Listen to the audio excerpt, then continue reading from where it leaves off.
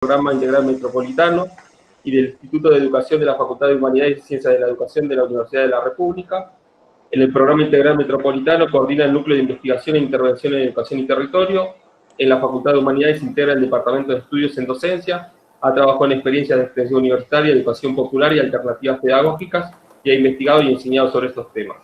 Y María Ingol Leguízamo es licenciada en Trabajo Social por la Universidad de la República, ha participado en diversos proyectos de extensión rural y ha trabajado acompañado procesos educativos con adolescentes y jóvenes. Actualmente integra el equipo de la sede Río Negro del Centro Universitario Regional Litoral Norte de la Universidad de la República y va a coordinar este encuentro, que va a comenzar con la introducción y esto nos va a ayudar a cerrar. Fabricio Yerviden, conocido para muchos y muchas de las que estamos acá, un referente extensionista nacional, secretario de Extensión de la Universidad Nacional de Mar del Plata y uno de los motores de que muchas de los que estamos hoy acá nos encontremos y estemos comunicados con una agenda muy nutrida en el ámbito de la extensión universitaria del país y de Latinoamérica, porque ahí es uno de las alma mater del colectivo Extensión Argentina.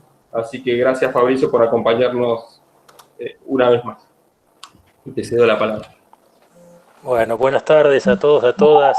Muchas gracias, Claudio, todo el equipo de la Universidad Nacional de Río Negro, Agustín, María, a tantos compañeros y compañeras que, como bien decía Claudio y destacaba, tiene implicancia en un territorio muy extenso que podríamos decir que es abarcativo a toda Latinoamérica y el Caribe.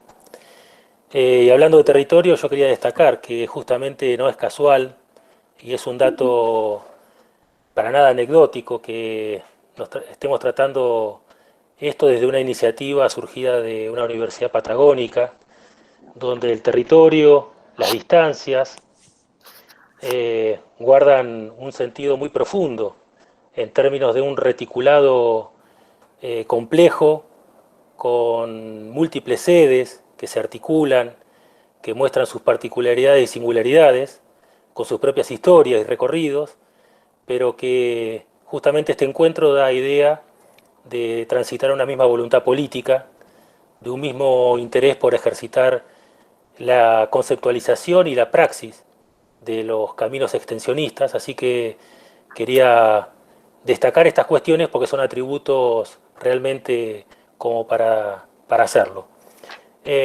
Agustín y María, no voy a abundar en la presentación de Claudio, es un compañero, una compañera que realmente estamos muy atentos a sus aportes, a sus referencias, a sus prácticas provenientes e insertos en un ambiente universitario que ya comenzó a transitar la segunda reforma tempranamente e insisto, para nosotros, particularmente el sistema universitario argentino y lo que hace a la extensión crítica, convoca nuestra atención de manera permanente. El artículo que mencionaba y el cual voy a aprovechar a capitalizar de algún modo para esta introducción, que se refiere a las emergencias, ¿no? Aquello que va surgiendo, estas urgencias, estas emergencias, a través de la circunstancia que nos está envolviendo a todas las sociedades, que es la pandemia, trae consigo, a partir del ejercicio que ambos nos comparten, realmente conceptos muy profundos, muy sentidos y necesarios para recuperar, entre otras las cuestiones que se menciona allí, el valor cognitivo en medio de un capitalismo también cognitivo, que es justamente el ejercicio opuesto, hegemónico, contra el cual estamos trabajando, militando y construyendo desde este campo tan diverso que es la extensión. Y es una disputa epistémica, es una disputa de sentidos sobre el valor de lo posible, que implica interrogarse permanentemente en cómo nos constituimos como sujetos, como sociedades, como colectivos, desde dónde, cómo, para qué, con quién, remitirnos a una naturaleza histórica que permita ajustar la mirada, centrar la mirada en cuestiones de orden estructural que no remiten necesariamente, ni mucho menos a una circunstancia, pero que le dan la entidad suficiente y necesaria para poder motivar estrategias, para poder motivar replanteos metodológicos y saber diferenciar, entre otras cuestiones, aquello que bien ambos denominan una visión con una sensibilidad compartida, recíproca, que recupera lo vital, un concepto de solidaridad que, como ayer destacaba en otro conversatorio organizado por el IUPA, Romina Colachi, una gran referente nacional, nos implicaba en esto de la solidaridad con relación a lo social, a pensarse y constituirse desde el hecho colectivo, desde el hecho de la reciprocidad, insisto, de aquello que constituye el pulso de lo vital. Una pragmática que, como ambos señalan, guarda el carácter asistencial y solidario con el opuesto a lo insensible y lo indolente. Y esto asume una trascendencia muy fuerte porque, en definitiva, y como gran telón de fondo, y que nos atraviesa permanentemente, insisto con esta cuestión, tiene que ver con una disputa por la vida misma. La pandemia trajo consigo una suerte de extrañamiento, raro extrañamiento, paradójico extrañamiento, a partir de aquella decisión cartesiana que nos descentró de la naturaleza, a los seres humanos me refiero, y a las sociedades.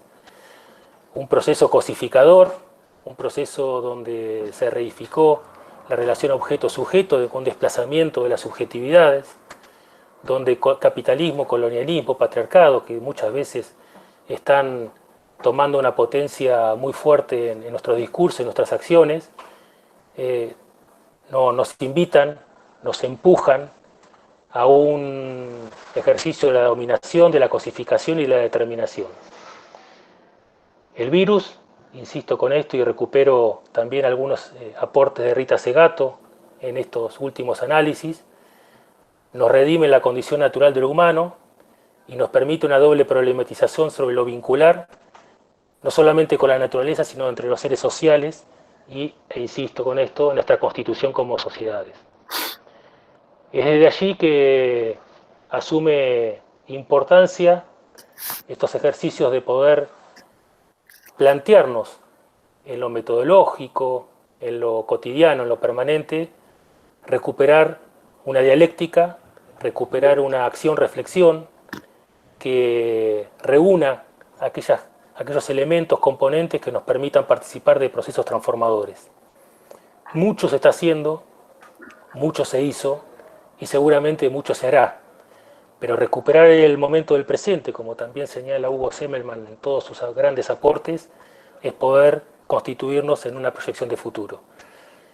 Quiero destacar con esto una acción que puede ser de alguna manera identificatoria de los compromisos sociales universitarios, de los procesos transformadores que se vienen dando en territorio y entendiendo por territorio también cada uno de los barrios, cada una de las casas en donde se está cohabitando, y tiene que ver con una experiencia nueva que son las brigadas sanitarias de la Universidad Nacional de La Plata y la Facultad de Ciencias Exactas, donde, volviendo de su trabajo, de su militancia en los barrios, adoptan la denominación de Ramona Medina.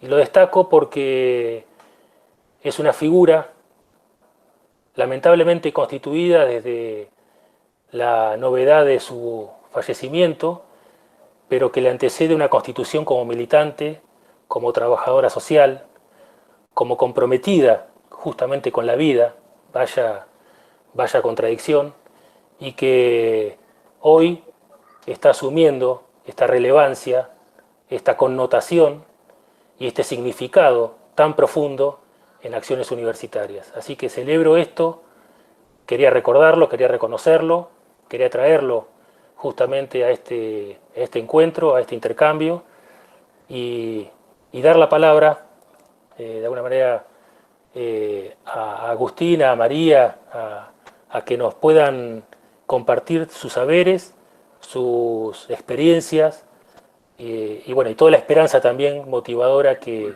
en en su creatividad están compartiendo permanentemente.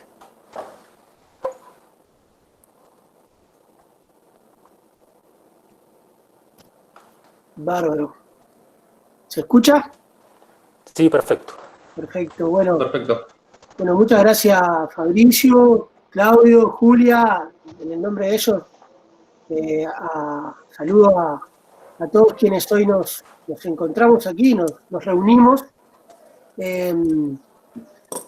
a hacer algo que creo que es muy importante en varios sentidos. Uno, la propia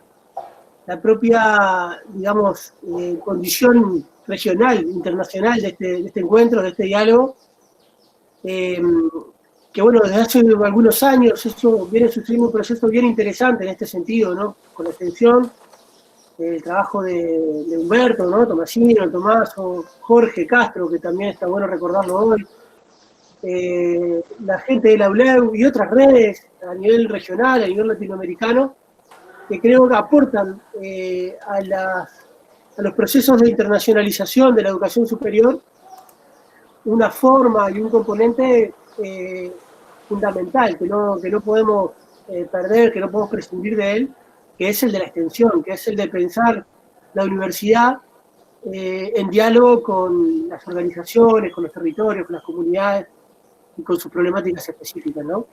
Entonces la propia condición de esta reunión en ese sentido creo que merece ser saludada, tanto más en esta circunstancia que tiene todas las características que Fabricio decía recién, esta crisis que es una crisis múltiple, que es simultánea, crisis múltiple en el sentido de que es una crisis no solo sanitaria o que implica la pandemia del COVID-19, sino que también es una crisis estructural, civilizatoria, podríamos decir, y simultánea porque, bueno, es una crisis sin retaguardia, ¿verdad? Entonces, poder generar este tipo de encuentros, de reflexión es muy importante, y también porque parar a pensar, a dialogar, a reflexionar, es algo que si en la extensión siempre se nos hace difícil, ¿no? Porque la extensión, por su propia característica, digamos, está muy ligada a la dimensión del hacer, de la práctica, y muchas veces se hace difícil articularla con espacios, tiempos, momentos de sistematización, de reflexión, de extrañamiento, ¿no? Metodológico para pensar, para escribir, etcétera, ¿no? Si esto es una característica que podemos observar en la extensión en condiciones habituales, en la circunstancia de una crisis de la magnitud de la que vivimos, esa característica se acentúa aún más, ni siquiera es propia de la extensión, es propia del pensamiento de la universidad y de la propia pragmática en la que nos encontramos durante la emergencia, ¿no? Pero bueno, en esa pragmática parar y pensar y hacerlo en el registro con que planteaban la actividad del inicio Claudio y Fabricio con sus palabras, nos parece muy importante. Y en esa clave es que nos gustaría a nosotros hablar, es decir, extensión en tiempos de pandemia, es un poco el tema que nos convoca. Quisiéramos abordarlo no desde una posibilidad de quien viene a decir cómo se hace extensión en la pandemia, que no lo vamos a hacer, ya quisiéramos poder hacerlo, sino más bien compartir algunas reflexiones, algunos nudos problemáticos, algunos puntos de tensión, puntos nodales que nos permitan en el diálogo poder revisar nuestras prácticas, ¿no? Ese es el sentido de lo que vamos a intentar poner a disposición de ustedes para conversar junto con María, y vamos en la medida de lo posible a ejemplificar con algunas de las cosas que estamos haciendo por aquí por Uruguay. María, bueno, ella después nos contará bien, está en el interior, en Río Negro, en el litoral norte uruguayo, noroeste, una ciudad que ustedes conocen bien, como es Fray Ventos. Lo decía por el problema con Bonia, pero ahí María me va a recriminar porque dice que le pongo el público en contra. Yo también provengo de ahí porque soy oriundo de Salto, que también está en el litoral noroeste, en frente a Concordia. Pero bueno, estoy en Montevideo ahora y trabajo en el programa integral metropolitano. En la medida de lo posible vamos a compartir también alguna cosa de las que hacemos. Que en Tren de Dialogar, después, ¿no? Me anoté acá lo de las brigadas que decía Fabricio, y si también podemos conocer lo que están haciendo, creo que sería lo más enriquecedor. De lo que se trata en definitiva, entonces nosotros en el texto abríamos con una referencia a Michel Foucault que me gustaría traer de nuevo, que es esa idea de Foucault en su texto de Introducción a la vida no fascista, cuando dice criticando la distinción entre teoría y práctica, dice que lo que se trata es de que el pensamiento sea un multiplicador de la acción y la acción intensificadora del pensamiento, ¿no? Un poco en ese registro que nos gustaría conversar. Vamos a hacerlo un poco combinando, ¿no? Voy a arrancar yo, después va a hablar María, después otro poquito yo y María y ahí, pero vamos a tratar de no ocupar demasiado tiempo. Bien, una de las cosas que nosotros notamos en las primeras semanas de la pandemia es que en las condiciones actuales la propia institución universitaria se volvía de algún modo extensionista, es decir, se volcaba integralmente a la atención de la emergencia social, de la emergencia sanitaria, pero también de la emergencia socioeconómica, que rápidamente se acompañó a la emergencia sanitaria, utilizó desigualdades y problemas previamente existentes, naturalmente, y ese movimiento donde la institución, a la vez que en el caso de Uruguay, al menos, mantuvo la mayoría de los cursos mediante plataformas virtuales, etcétera, de algún modo volcó todo su conjunto del quehacer de investigación, de extensión, también en atención a la pandemia, a la crisis, a la emergencia.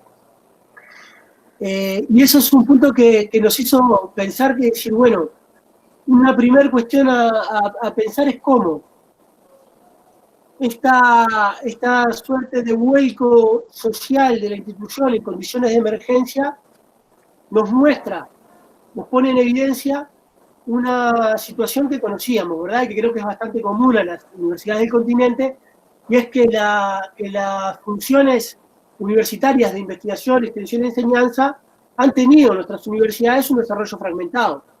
Si hablamos de integración de funciones, si hablamos de prácticas integrales, tiene que ver con que estas no están bien articuladas, se encuentran generalmente fragmentadas, ¿no? Y con una fragmentación que además es desigual. Nuestras instituciones siguen siendo instituciones principalmente de enseñanza, con más desarrollo de la investigación, por distintos procesos según las universidades, distintas áreas de conocimiento con más desarrollo que en otras, y la extensión a veces esté ahí, ¿no? Más marginada de la enseñanza, de la investigación, más ligada a cierta institucionalidad central, con llamados a proyectos, a veces con proyectos que no se logran integrar al currículo, y bueno, y toda esta idea que decía Fabricio, ¿no? Del movimiento de la integralidad, la integración de funciones, con distintas experiencias que, sobre todo acá en nuestra región, ¿no? En Argentina y en Uruguay se ha desarrollado, tiene que ver con ir a contracorriente de esa situación que es como la situación estructural. Pues bien, nosotros pensamos que uno de los aprendizajes o de las cuestiones para pensar en el sentido de que nuestras universidades no vuelvan a una normalidad anterior después de la pandemia, hay una clave en ese sentido, ¿no? En generar una nueva articulación de las funciones universitarias que pueda estabilizarse en una novedad también de la organización universitaria, fortaleciendo algunos de los gérmenes que en ese sentido se vienen desarrollando y que hoy, en la atención de la pandemia, muestran su importancia. Junto con eso pensamos que también la pandemia nos pone en la necesidad de articular también de forma diferente, de rearticular de forma diferente diferentes tradiciones de la extensión universitaria. La extensión universitaria es muchas cosas diferentes. Esto daría para una para un conversatorio en sí mismo, pero por decirlo muy brevemente, podemos pensar o proponemos pensar que en América Latina, a partir del movimiento Reforma Universitaria, ¿no?, conocido como la Reforma de Córdoba, el extensionismo originario europeo, que tempranamente llegó a América Latina, ¿no? En América Latina tenemos extensión universitaria, la ley de creación de la Universidad de La Plata, 12 años antes que la reforma, o 14 años antes que la Reforma de Córdoba, el 18. En México también, 8 años antes que la Reforma de Córdoba, etcétera, ¿no?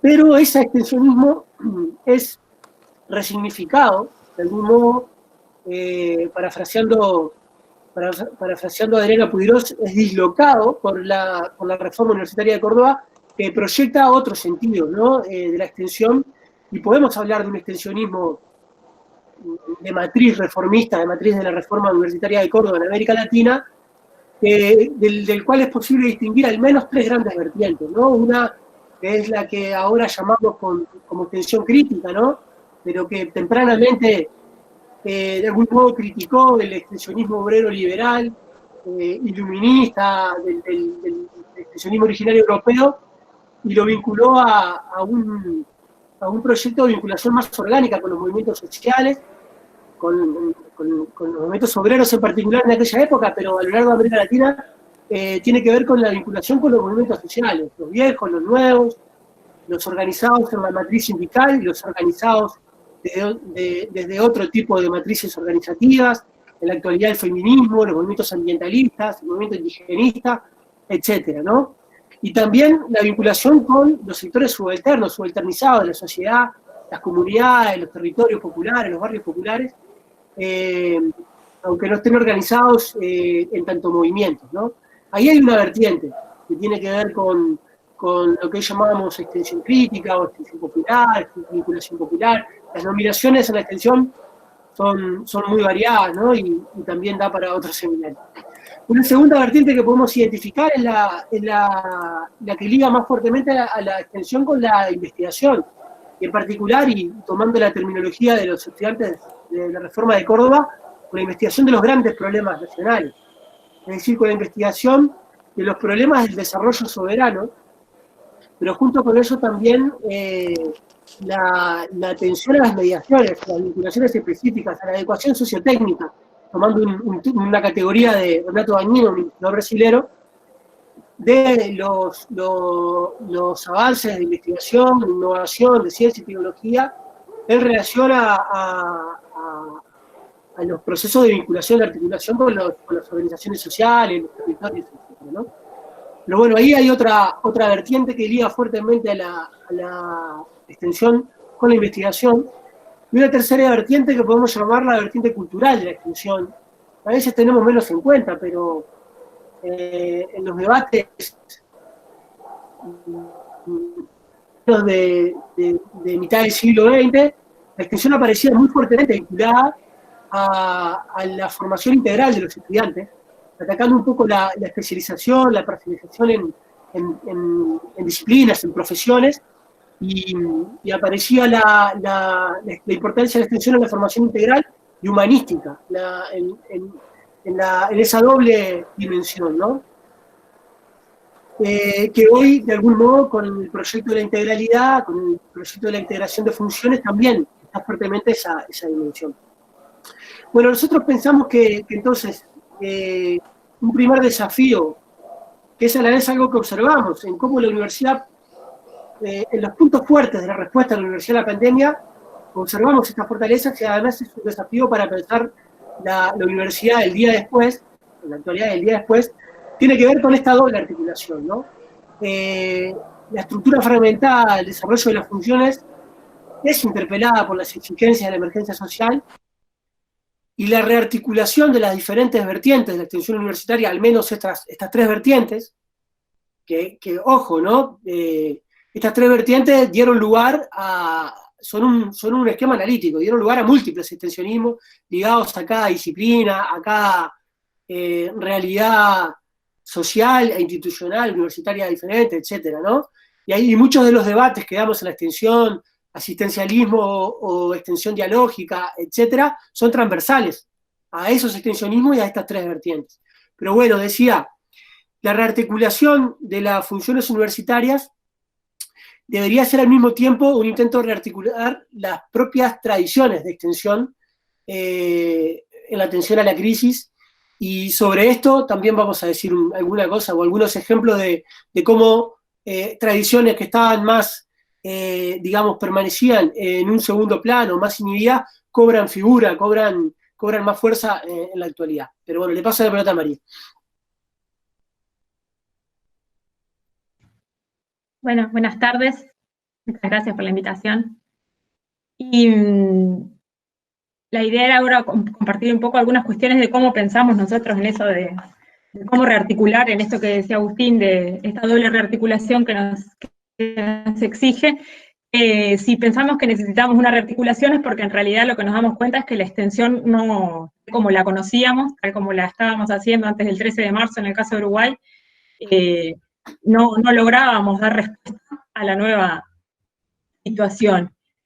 Y en eso, ahí lo que se nos presentó es como un momento de mucha incertidumbre, de muchas dudas, de muchas preguntas, y en eso, cuando todo tiembla, como cuando toda la estructura, digamos, que tenemos tiembla, está bueno poder apoyarnos sobre las bases que ya teníamos.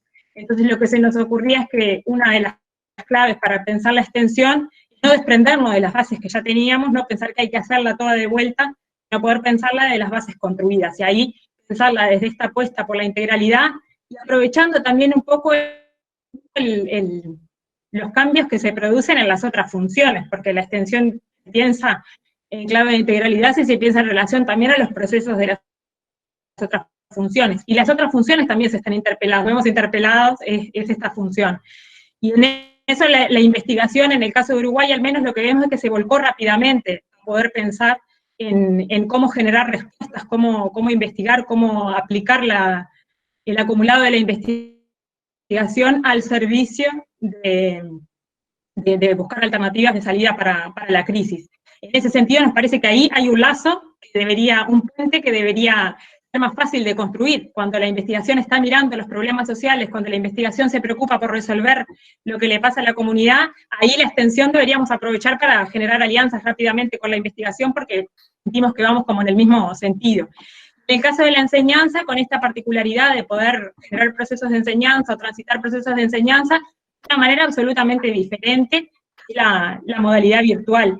Pero como también ahí la posibilidad de, ya en la distancia, digamos, física que tenemos con las estudiantes, con los estudiantes, una clave del acercamiento puede ser pensar en qué situación están, en qué situación estamos.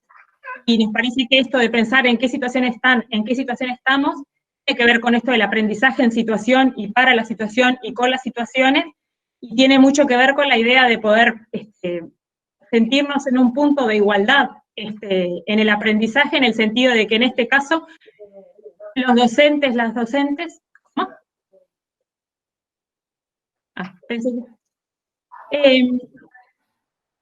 Los docentes y las docentes no tenemos la respuesta, digamos, de qué se hace en este lugar, y estamos como en un mismo nivel de incertidumbre. Entonces es como una posibilidad de poder sentarnos a conversar y a pensar soluciones, a pensar preguntas, poner en juego lo que sabemos, preguntarnos lo que desconocemos, y en ese proceso enriquecer la enseñanza en clave de investigación.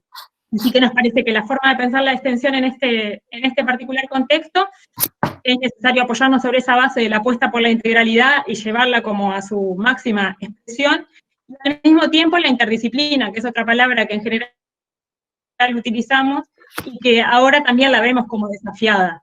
Desafiada porque nos parece que una primera cuestión que aparece, si aparece un virus, digamos, hay una tentación muy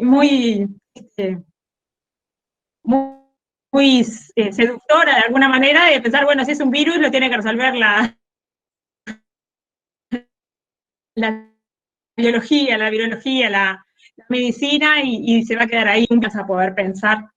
Nos convoca a todas las disciplinas a poder pensar. Y ahí también, en esto de poder problematizar un poco las relaciones entre las disciplinas, las relaciones cómo se produce, qué se jerarquiza en cada caso, y cómo vamos encontrando los lugares de acomodo para cada una, para el aporte de cada una. Aprender desde esa incertidumbre, pero también la incomodidad que nos genera, además de la incertidumbre. Acá pasó fue con esta epidemia, con esta pandemia, también nos dimos un poco cuenta de que había problemas de que ya venían y que capaz que no los estábamos atendiendo lo suficiente, no le estábamos prestando la suficiente atención. Nosotros sentimos que la crisis también nos ayuda a conocernos mejor y que en algunas cosas ya estábamos un poco en cuarentena desde la universidad antes, en el sentido de que no nos estábamos relacionando con algunos problemas con los cuales es clave poder relacionarnos.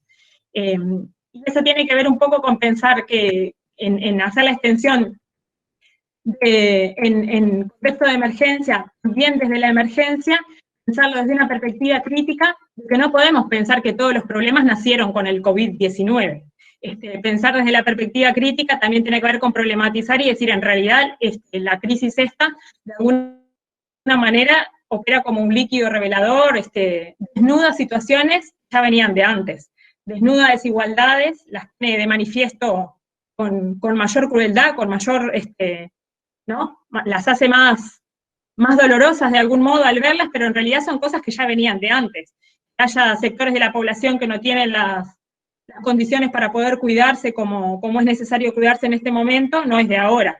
Entonces nos parece que eso también, ahí nos fue como un cinchocito de orejas, digamos, de que capaz que en algunas cosas ya estábamos en cuarentena, un poco antes de que empezara el COVID, y cómo esto nos sacude un poco en eso y nos hace pensar. Y también nos hace pensar el efecto paradójico que tiene, que por un lado esta crisis está afectando a toda la sociedad en su conjunto, e incluso la universidad misma está en crisis, porque la universidad misma no está sabiendo mucho cómo responder, cómo ejercer sus funciones en este contexto. Obviamente, es una crisis que atravesó al conjunto de la sociedad y al conjunto de los países.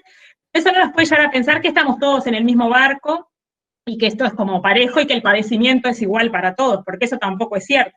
En realidad las desigualdades estas que decíamos que se manifiestan, hay distintos lugares desde dónde y desde cómo se vive la crisis, y también distintas posibilidades y distintas responsabilidades en la respuesta. Nosotros creemos que la universidad tiene una responsabilidad que debe asumir en este caso de poder generar respuestas, de generar iniciativas, de generar acciones que atiendan y no mantenerse indiferente a la situación. Así que bueno, en eso nos parecía que de pensar la crisis, la emergencia desde la emergencia, nos generaba como una cierta situación de ambigüedad. Por un lado, por momentos teníamos la sensación de que es tan grave lo que sucede, las consecuencias que va a tener en el desempleo, en la situación económica, en cantidad de aspectos de la vida social, que ya sería necesario como detener, hacer una gran pausa y parar, digamos, por la gravedad, pero al mismo tiempo nos viene ese impulso de que en realidad es necesario que algunas cosas de la vida cotidiana, más allá de estos enormes cambios que se están produciendo, puedan continuar, para que pueda continuar efectivamente la vida, en esto que decía al inicio Fabricio, de poder disputar esas cosas que nos conectan con la vida. Ahí lo que nosotros decíamos es que, bueno, que en realidad cuando estamos pensando en la enseñanza de esta nueva manera y resignificándola, o pensar la investigación y pensar la extensión, también tiene que ver que cuando tantas cosas se hacen imposibles, y en este caso para la extensión es difícil porque se hace imposible movilizar muchos estudiantes, se hace imposible movilizar muchos docentes, se hace imposible salir y tener encuentros, lo posible cobra otro valor. Acá en Uruguay, por ejemplo, ayer hubo una experiencia, una movilización muy grande que se hace los 20 de mayo en reclamo de verdad y justicia por los crímenes de la dictadura, que demostró un poco esta frase que nosotros pensábamos con Agustín cuando escribíamos el artículo, de que cuando todo es imposible, lo posible cobra otro valor. Que la marcha masiva, que es lo que habitualmente se hace como manifestación, no era posible, en cambio se generaron un montón de posibles, eran impensados. Se generó una movilización, tal vez haya sido más fuerte que lo que todos los años es la marcha. Entonces, bueno, esto nos parece que es clave para pensar la extensión y en general la acción educativa, de pensar cómo construir los posibles en este marco. A su vez, nos parece que una cuestión central que está pasando con esta crisis es poder pensar la extensión desde el cuidado. Y ahí en dos sentidos, el cuidado hacia adentro y el cuidado hacia afuera. Está quedando claro en la relación con estudiantes, en la relación con docentes, que la vida, el transitar esta pandemia no está siendo sencillo y está siendo terrible a mucha gente, sobre todo quienes tienen responsabilidades en el cuidado, y ahí la diferencia de género es clara, porque como las mujeres quienes más asumimos las tareas de cuidado, estamos viendo exigida nuestra capacidad. Eso requiere a la interna de los equipos un cuidado específico, también requiere un cuidado con estudiantes que también están en las mismas situaciones de tener o no tener determinadas condiciones para poder llevar adelante su actividad, y también el cuidado hacia afuera, el cuidado hacia las comunidades con las que trabajamos, el cuidado hacia las organizaciones, los grupos, los barrios con los que trabajamos, para poder medir de no apurar procesos, y no ser indiferentes, pero tampoco hacer como una catastrofización, digamos, de la crisis. Ahí lo que veíamos que, por un lado, cuando estamos en contacto con la gente de los barrios, con las organizaciones con que trabajamos, con las comunidades rurales con las que trabajamos, cada cual está viendo cómo está pudiendo generar esas dinámicas de cuidado, y está bueno como ser muy respetuosos y muy respetuosas de cómo están desarrollando esos cuidados. Y poder, por un lado, intentar acercarnos, pero sin romper y sin generar, como en el otro, una sensación de amenaza o de riesgo, o de estar queriendo acelerar una cuestión que ya no está resuelta para otros. Al mismo tiempo también pensamos de cómo poner en discusión esto que nos parece que va a ser uno de los efectos más complicados de esta crisis, es la relación con los otros, en la medida que los otros, el virus, aparecen como una amenaza de contagio, como una amenaza como un peligro. Y eso, si ya era un problema en la convivencia social, al menos acá en Uruguay, el percibir que el otro, muchas cosas puede ser un riesgo, un peligro, era miedo, nos parece que está bueno poder poner en discusión y que es necesario pensar cómo transitar en esto del cuidado, para no quedarnos con el cuidado de los otros, sino pensar el cuidado con los otros. Y también lo que decía un poco Agustina ahí en la entrada, de esto de los protocolos y de las instrucciones, que a nosotros nos parece que cuando las situaciones de crisis son tan fuertes, a veces la universidad tiene como una cierta tendencia de caer con instrucciones de cómo hacer, de cómo resolver, de cómo actuar, y nos parece que esa seguramente no sea la estrategia más acertada, digamos, sino al contrario, más bien una cuestión de escucha activa, de poder estar un poco, poner atención a lo que está sucediendo en los distintos territorios, y no ponernos a decir lo que hay que hacer o cómo se debe hacer. Y en todo caso, la aplicación de los protocolos sanitarios, que está claro que tienen que existir en lo que a eso refiere, también aplicarlos con cuidado, en el sentido de poder pensar que las medidas de protección y de cuidado que se proponen en términos generales, bien requieren pensar medidas a medida, y trajes a medida, y que esas medidas generales que se piensan no son siempre las más adecuadas para toda la población de la misma manera, sino que en realidad deben ser repensadas según el tipo de población, según el ciclo vital, según las circunstancias, según las condiciones de vida, y esta necesidad de poder pensar las características de cada caso. Ahí, acá en la Facultad de Psicología se han generado algunos materiales muy interesantes sobre distintas dimensiones de la crisis, distintas dimensiones de la pandemia, y hay uno en especial que trabaja esta idea de los cuidados comunitarios, y cómo ahí tiene lugar, sí, el saber de los protocolos, tiene lugar el saber académico, pero tiene mucho lugar el saber de las comunidades, y cómo las comunidades, las familias, las personas se cuidan, se quieren cuidar, se pueden cuidar, y ahí cómo buscarla. Nosotros nos parece que ese es un terreno, el diálogo de saberes, absolutamente fermental. Habitualmente, sin pandemia, en las situaciones, por ejemplo, de las familias que tienen alguna persona con discapacidad, esto sucede, porque en realidad sucede que muchas veces abre la propia familia cómo cuidar mejor que lo que puede saber un médico que venga de afuera, por más que sea el especialista en el tipo de enfermedad.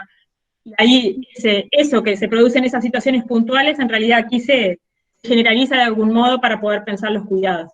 Pero nos parece que en esto de disputar las excepciones, sería bien interesante para las prácticas de extensión, pero para las prácticas educativas en general y para la vida comunitaria en general, esta centralidad, este centro de la escena que tomó el cuidado, no sea la excepción, no sea solo cuando estamos en pandemia, sino que sea la regla, que sea como que se nos vuelva común, que se nos vuelva parte del sentido común, que el cuidado sea omnipresente, que se imponga, digamos, en el buen sentido. A veces nos molesta un poco que se imponga el cuidado como impuesto porque nos viene de afuera y lo sentimos como un mandato, y ya no nos gusta porque nos obligan. Pero que se imponga en el otro sentido, que se nos haga imprescindible, que se nos haga ineludible usar en los cuidados.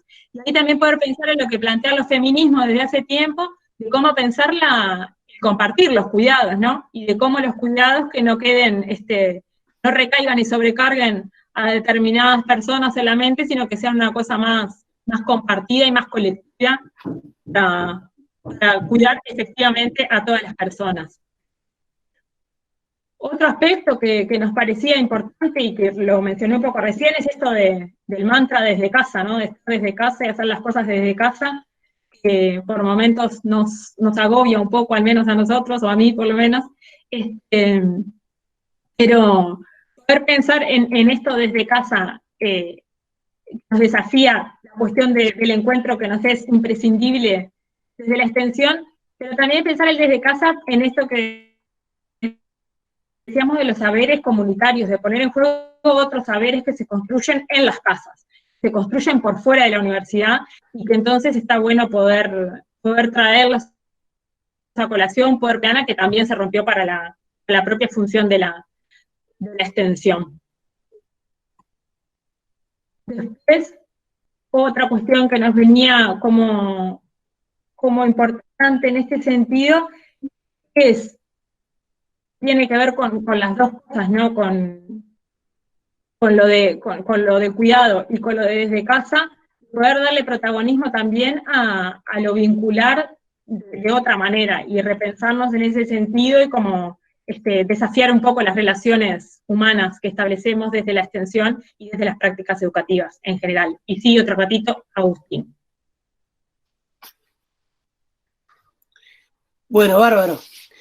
En este sentido que decía María y que anunciábamos al principio, de que una de las cuestiones que veíamos durante la pandemia, y a su vez desafíos que nos presentaba, era la rearticulación de diferentes tradiciones de la extensión.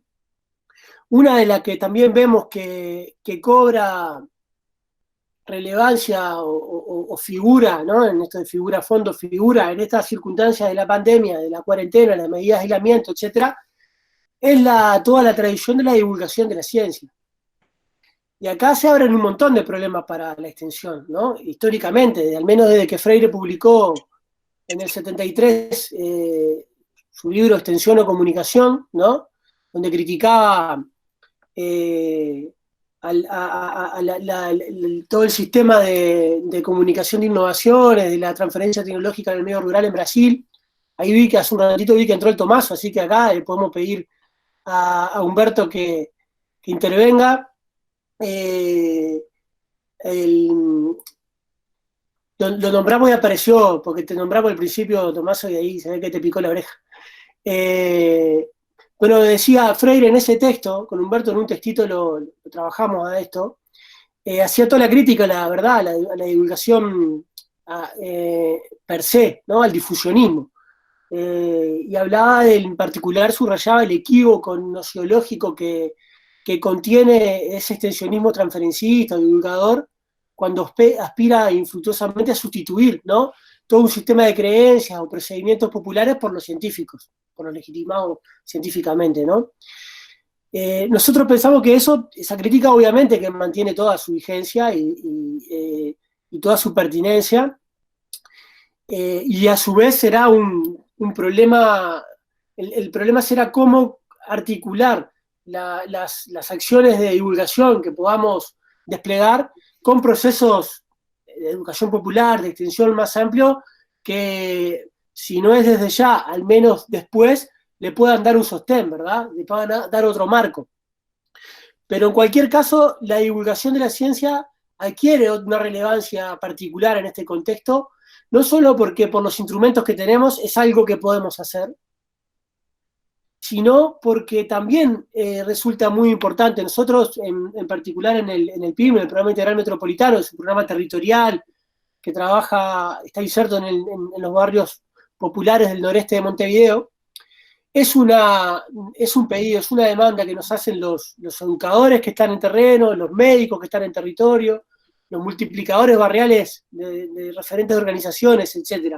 Es decir, entre las herramientas que podemos aportarle a estos técnicos profesionales o referentes barriales que están trabajando en territorio, aun cuando nosotros no podemos ir, o no podemos ir, como estamos acostumbrados a ir a la extensión, que es con grandes contingentes de docentes y estudiantes, a hacer trabajos sostenidos en el tiempo en territorio, ¿verdad? Eso está inhibido, pero lo que sí podemos es disponibilizar, hacer disponible contenido de divulgación científica. Y cuando digo contenido de divulgación científica no digo solo de la biología o de la virología, sino de las múltiples dimensiones que tiene esta crisis, ¿no? Tanto las médicas, las biológicas, como las socioeconómicas, las vinculadas a la salud mental, a las transformaciones en el plano de la subjetividad, en fin, a todos los componentes de esta crisis que habíamos caracterizado como una crisis múltiple y simultánea.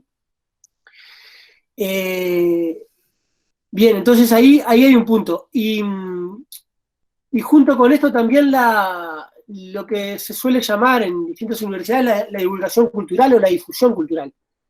Acá podemos abrir un paréntesis. Nunca debimos separar la divulgación científica de la cultural, ¿no? Como si la ciencia no fuera cultural, no fuera un fenómeno cultural. Pero bueno, están en general desde el punto de vista de sus estructuras institucionales, pero también de su pensamiento específico, de su proyección, muchas veces están disociadas. Lo que son los departamentos, las estructuras de divulgación científica y la difusión cultural. Y acá vale la misma crítica que hacía anteriormente, ¿no? La que hacíamos valiéndonos de aquel texto, aquel que es el clásico de Freire. Pero también para resaltar otro aspecto que es muy importante y que creo que nosotros con María pensamos que también tiene que estar dentro del repertorio de acción de la extensión crítica en estas circunstancias y no solo, que es el de, acá voy a parafrasear a Eduardo Rinesi, filósofo argentino, profesor argentino, que en un libro suyo sobre la universidad, política y universidad, habla de la importancia de los medios de comunicación universitarios de la universidad a través de sus medios y también a través de los diferentes medios con que pueda contar o desplegar, de aportar a lo que él llama la gran conversación colectiva, ¿no? Dice Rinesi, voy a citarlo, dice: poner sus dispositivos de investigación y crítica al servicio del desnudamiento de los mecanismos ideológicos que operan por detrás de los mensajes que recibe toda la ciudadanía de los medios de comunicación más poderosos. Contribuir a que esa misma ciudadanía pueda ser ella misma sujeto activo de esos procesos de comunicación masiva y manejando con destreza técnica y profesional las herramientas que le permiten hacer oír una voz propia, autónoma y distinta de esas que le llegan de esos medios tan grandes e influyentes. Esto en Uruguay lo vimos muy claramente. En Uruguay la primera institución en aplicar medidas de distanciamiento social, de cuarentena, fue la Universidad de la República. Antes que lo hiciera el gobierno para la educación preuniversitaria o para otros estamentos del Estado. La primera institución en dar instrucciones claras de protección, de prevención, de cuidado a la población fue la Universidad de la República. Nosotros estamos en general orgullosos de cómo la universidad ha respondido en esta coyuntura y también tiene que ver con esa condición, ¿no?, de la autonomía universitaria como condición para una respuesta independiente y para una mirada de largo plazo, ¿no? Entonces, acá es importante y se están haciendo también, y ahí podemos después dar algún ejemplo, instancias de discusión pública donde las humanidades pasan a tener otro rol en la conversación colectiva, parafraseando a Rinesi, aportando otras interpretaciones, otros sentidos, o búsquedas de interpretaciones de sentido, porque estamos en un momento donde vivimos en realidad una gran incertidumbre, ¿no? Y está buenísimo y es muy importante leer lo que dice Han, lo que dice Zizek, lo que dice Agamben, lo que están diciendo todos los grandes filósofos, pero también es importante que nuestra filosofía, que nuestras humanidades participen de ese diálogo, de esa búsqueda, de esas búsquedas de sentido y de crítica, en definitiva, para pensar y contribuir a pensar socialmente lo que pasa, ¿no? En ese marco, contar con medios de comunicación universitarios y fortalecer los existentes es otro aspecto muy importante que pensamos debería formar parte del repertorio de acción de extensionista en un sentido amplio, ¿no? Dale, María.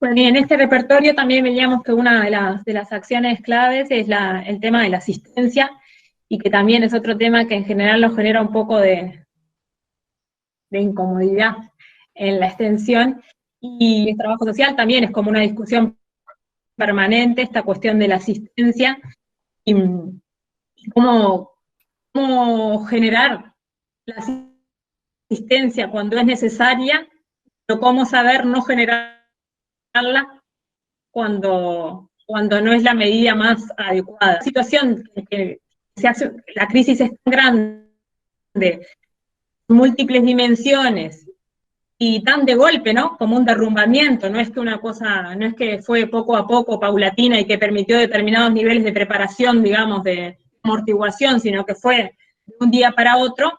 La asistencia tiene un lugar para jugar. Porque ahí tenemos que movernos como en el juego de tratar de no caer en el impulso del espontaneísmo y del voluntarismo, simplemente, y poder problematizar qué asistencia para qué extensión. En eso una cuestión que nos parece, dos cuestiones nos parece como a discutir, digamos. Por un lado, en esto de qué asistencia, para qué extensión, la necesidad de que la asistencia necesaria pueda estar.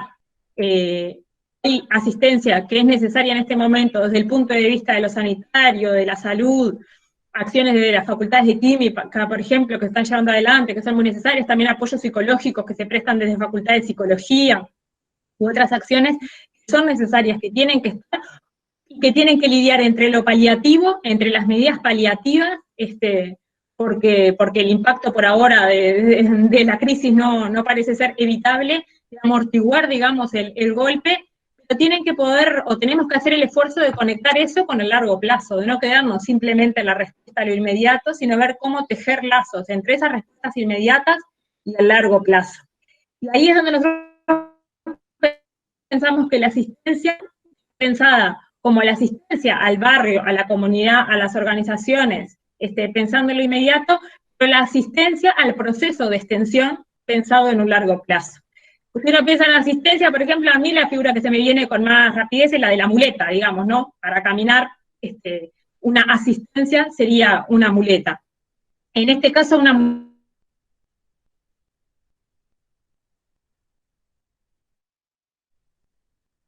quedarnos a un lado, no ser indiferentes, pero además no quedarnos sin actividad en relación con las organizaciones, con los barrios, con los territorios que están teniendo necesidades. Poder estar ahí nos genera mejores condiciones para poder seguir estando después de la crisis, para poder tener confianza, generar confianzas y tener esta sensación de que, bueno, de que cuando las papas queman también estamos pensando cómo generar respuestas. Entonces pensar la asistencia para las organizaciones, para los barrios, las comunidades, acciones de asistencia, pero que también son asistencias al propio proceso de extensión, en el sentido de que nos permitan poder seguir estando. Y también que no dejen de a un lado, como poner en pausa, digamos, los grandes objetivos, o los grandes proyectos, o los grandes horizontes más transformadores que las organizaciones con las que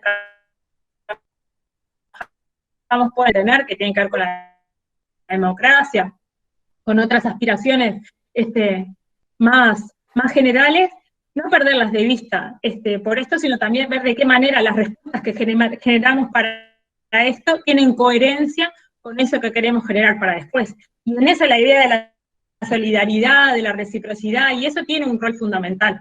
Poder pensar la asistencia desde ese lugar nos parece que es clave para que ya sea como prefigurar esas otras cosas que proponemos para después.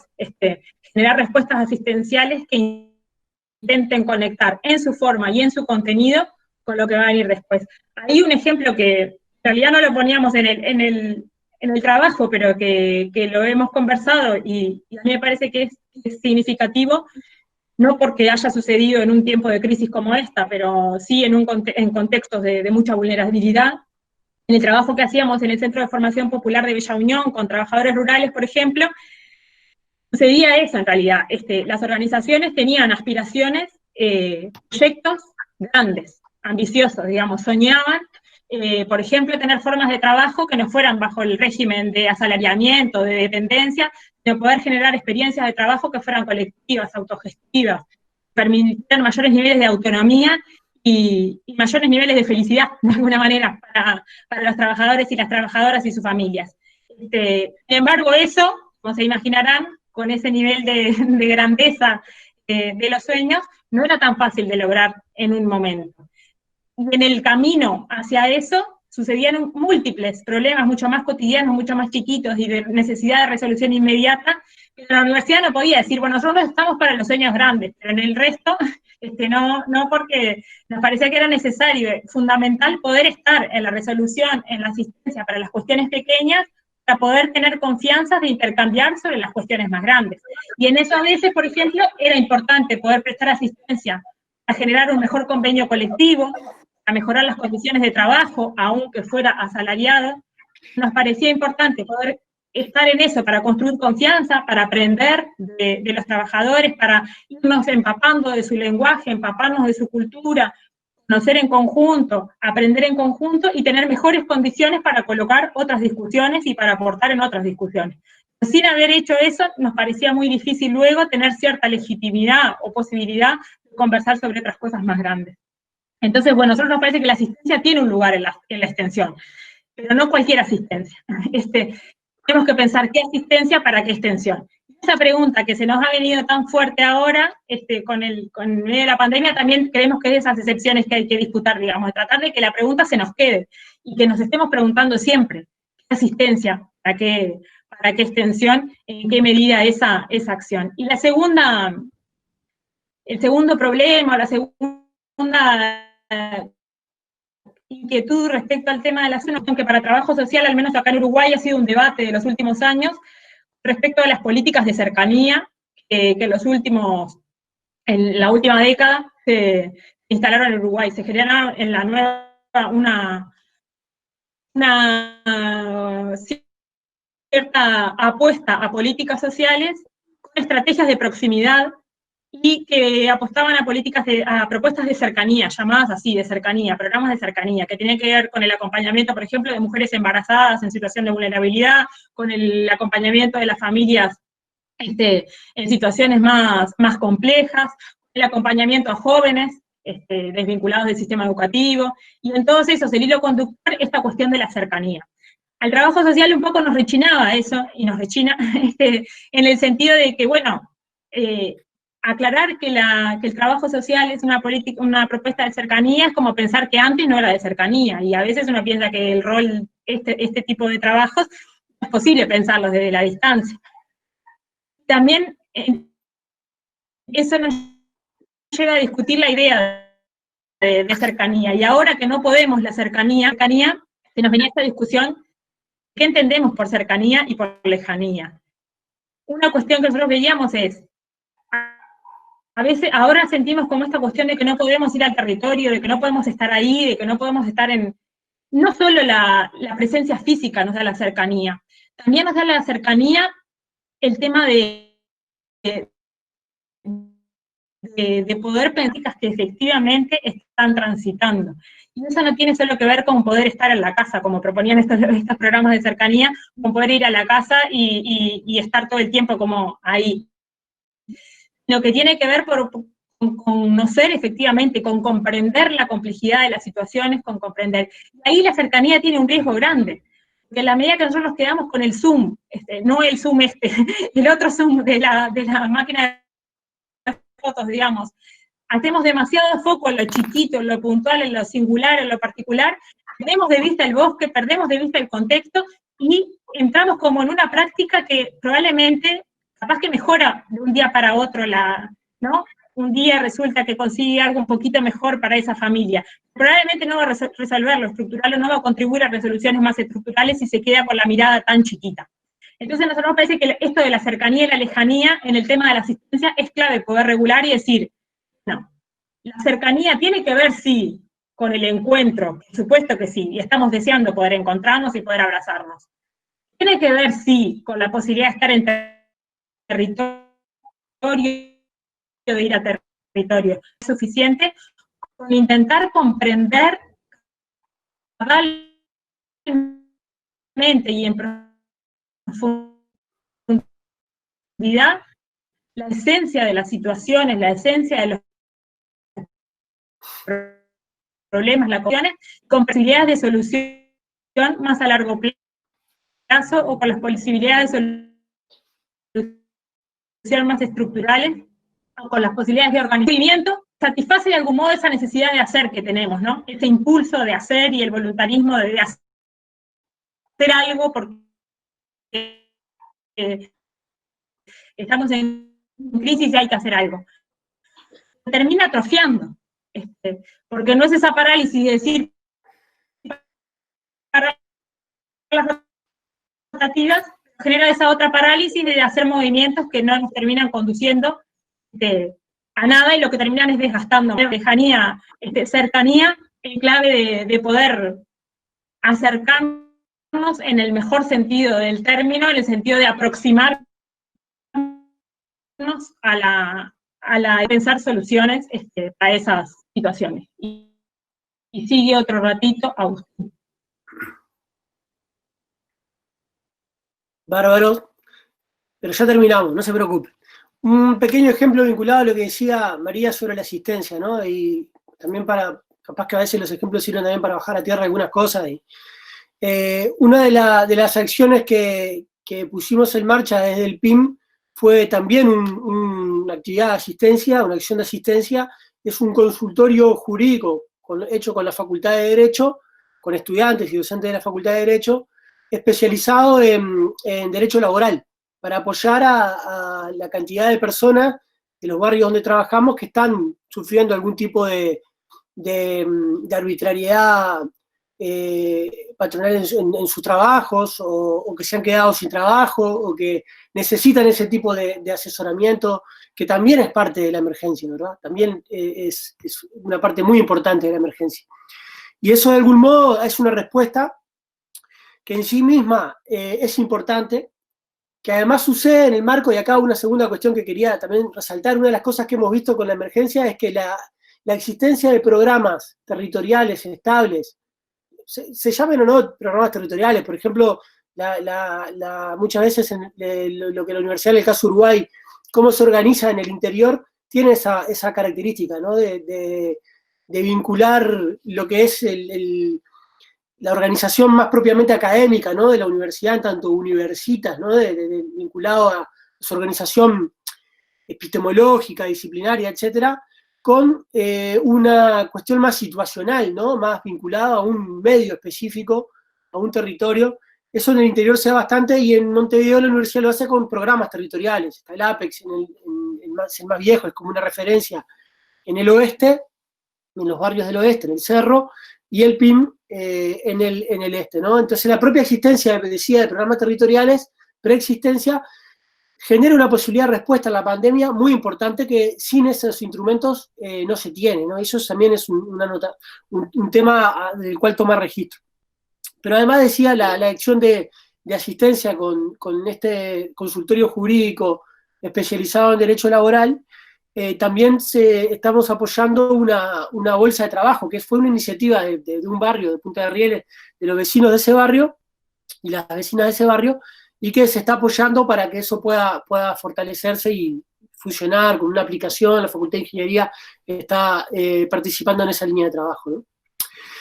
Pero bueno, por último, otra de las cuestiones que vemos que es importante también vincular a un repertorio amplio pero convergente de acciones en clave extensionista, tiene que ver con la propia enseñanza, con la propia actividad de enseñanza, que en el caso de Uruguay se ha mantenido en gran medida, no todos los cursos, porque hay cursos que naturalmente no se pueden hacer de forma remota, pero la gran mayoría de los cursos se han sostenido, obviamente en condiciones de emergencia, y no se trata de defender la enseñanza virtual, ni mucho menos, pero sí en el sentido que decía María, ¿no? De cuando todo se cae, lo que se puede sostener es importante.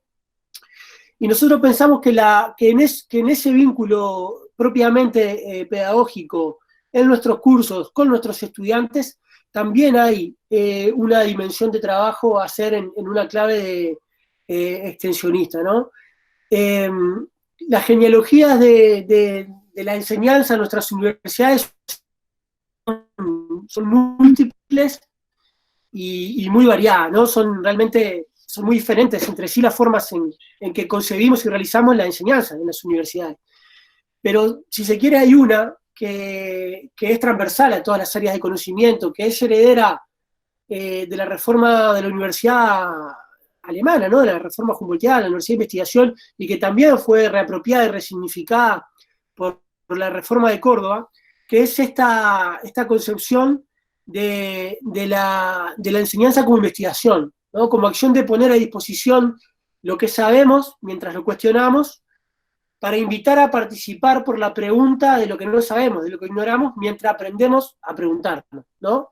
Si más o menos nos movemos con esa concepción de la enseñanza en la universidad, y consideramos que la pandemia y la crisis múltiple que suceden en simultáneo, ¿no? en todo el mundo, es una crisis que ha desajustado nuestras evidencias, entonces es un objeto pedagógico universitario por excelencia, un objeto de enseñanza por excelencia. Entonces creo que pensamos nosotros con María, y lo incluíamos también en una reflexión sobre la extensión, ahí también hay un área a trabajar, ¿no? Cómo trabajamos, cómo tematizamos lo que pasa desde las diferentes áreas de conocimiento y con pertinencia a esos procesos de formación específicos, como otra de las perspectivas a agregar, ¿no? Y para terminar, quisiera volver muy brevemente sobre algo que decía Fabricio en la introducción, ¿no? Esa cita que nosotros extrajimos de Diego Stulberg, ¿no? También compatriota de ustedes. Diego, analizando en realidad la crisis argentina del 2001, menciona, ¿no? Y pone de relieve lo que él llama el valor cognitivo de la crisis, ¿no? Estamos acostumbrados, dice Diego, a pensar las crisis, o nos han acostumbrado, porque las crisis son instrumentalizadas por el poder después de que suceden, además de que son cíclicas, ¿no? En el capitalismo, etcétera, esta es una de otro tipo. Estamos acostumbrados a pensarla como mero vacío. Y sin embargo las crisis tienen, dice Diego Stulberg, un valor cognitivo, ¿no? Y de lo que se trata es de poder evitar sostener ese valor cognitivo, porque nos muestra aspectos de la realidad y de la estructura desigual, de las lógicas de dominación y explotación, etcétera, que en condiciones normales permanecen naturalizadas. La crisis las pone de relieve, Eso lo estamos viendo, y también ahí hay una productividad específica, ¿no? Una tarea, ¿no? En particular con esta crisis, si jugando un poco con el pronóstico más distópico de Giorgio Agamben, ¿no? Del estado de excepción, nosotros con María pensábamos en darle otra vuelta a esto, ¿no? Si la excepción puede transformarse en regla, decía María, disputemos las excepciones, ¿no? Vemos muchas excepciones funcionando, excepciones contrahegemónicas funcionando en estas circunstancias que vivimos, ¿no? La organización de la economía según las necesidades de la comunidad y no del mercado, la solidaridad como principio organizador del lazo social y no la competencia, la necesidad de contar con instituciones públicas fuertes, ¿no? De salud, de educación fuertes, la producción de bienes necesarios sin priorizar la especulación comercial, la organización colectiva de los cuidados, la comprensión de que necesitamos establecer otra relación con el ambiente, la liberación que vemos todos los días, ¿no? En las plataformas de contenidos culturales, literarios, disponibles, públicos para todos y para todas, en fin, un largo etcétera. Si todos esos son principios excepcionales, necesitamos que se conviertan en regla, ¿no? Para que lo que venga sea un poco mejor y no mucho peor después de la pandemia, ¿no? Entonces ahí hay una tarea, ¿no? La extensión universitaria en su tradición crítica siempre se preocupó por la transformación de las relaciones sociales, junto o más incluso que por las soluciones técnicas, ¿no? Contribuir a afirmar las alternativas que vemos emerger, aprender de esas alternativas, elaborar conocimiento junto con ellas, pensamos que también debe ser una de las tareas principales de la extensión, en la perspectiva de la extensión crítica, en estos tiempos de emergencia. Así que bueno, por ahí la dejamos para poder sí ya activar el intercambio, que se nos fue el tiempo salado, como decimos en Uruguay, salado. Muy bueno, Agustín, María, muchísimas gracias. La verdad que aportes, como anticipaba, muy significativos y que además movilizan mucho al intercambio, a la reflexión, al debate, a comunicar experiencias también que sustentan en esto que ustedes bien desarrollaron y que nos remiten, digamos, a estas posibilidades de interrogarnos, de amplificar lo vivido. Ahí justamente en el chat estábamos viendo y hay aportes muy interesantes, por ejemplo, el de Ivania, desde lo que acontece en Honduras y aquello que se mencionaba particularmente que hace a lo multicultural, a la autonomía, a muchas veces el acto extensionista o el acto en sí mismo de lo que puede ser, más allá de lo extensionista, una política pública como acto civilizatorio, prescriptivo, y cómo de alguna manera arrasa con la diversidad, con la autonomía de los pueblos, de las comunidades, con los conocimientos históricamente generados, acumulados y reflexionados, ¿no? Entonces, bueno, es como desde la práctica social que nos incluye y que nos sustancia como extensión particularmente, se piensa, se actúa en términos, por ejemplo, de la intervención. No es un dato menor, sino justamente, sobre todo, bueno, María en trabajo social, todo lo que tiene que ver con el ejercicio y la definición de la intervención asume una relevancia de carácter fundamental. Y pensar en esto justamente también y trayendo referencias teóricas que siempre forman parte de nuestro pensar, de nuestro pensar, bueno, de Sousa y la sociología de las ausencias, ¿no? Cómo se invisibilizan y se reproducen y se fortalecen los procesos de invisibilización y de arrasamiento subjetivo en situaciones de crisis como la actual.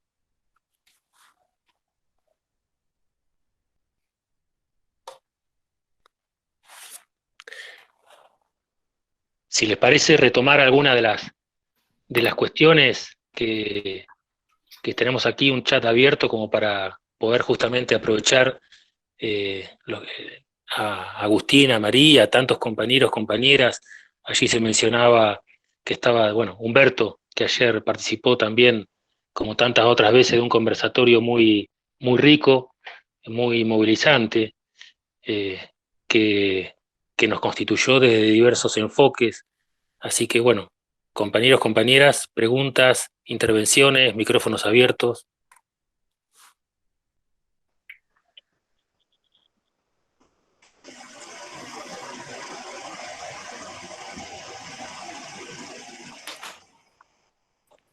Hola.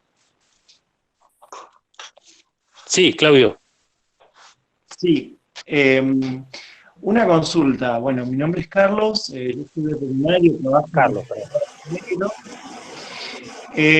quería consultar para cualquiera de ustedes si tienen algún antecedente, porque nosotros en realidad ya hemos vivido no hace mucho una pandemia, no sé si recuerdan la pandemia de gripe H1N1, que quizás no fue tan severa y tan extenso y tan rígido el aislamiento y demás, pero veo como que en todos los órdenes de la sociedad, a nivel educativo, a nivel administración pública, o sea, en todos los niveles esto se está viviendo como si nunca hubiera pasado algo similar.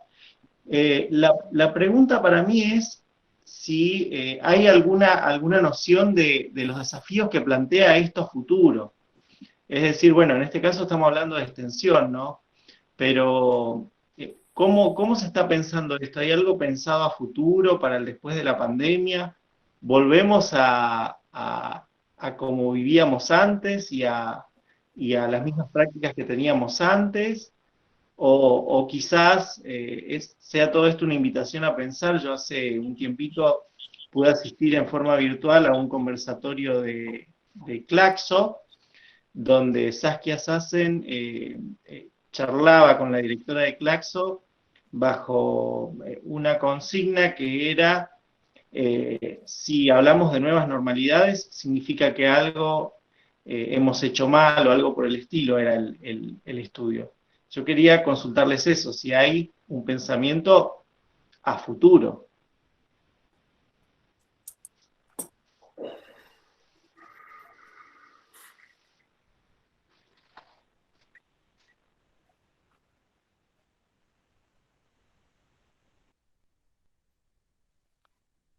Agustín, María.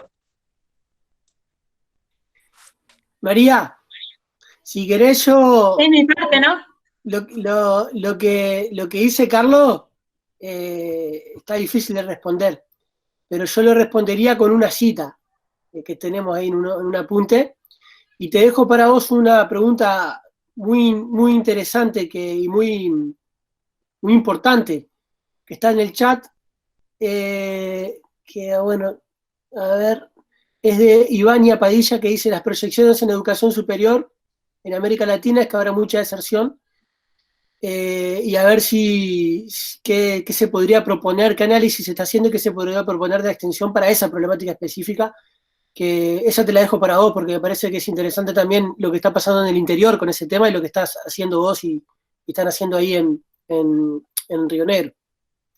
Yo, con lo que dice Carlos, creo que es el gran tema, ¿no? Ahora en la actualidad, y trasciende mucho lo que, o sea, es un tema importante para la extensión, un poco en el sentido con que nosotros cerramos ahora lo que comentábamos, ¿no? Es decir, bueno, ¿para dónde queremos, en la modesta medida de nuestras posibilidades, abonar un terreno, el sentido de una transformación, ¿no? De una respuesta de una transformación?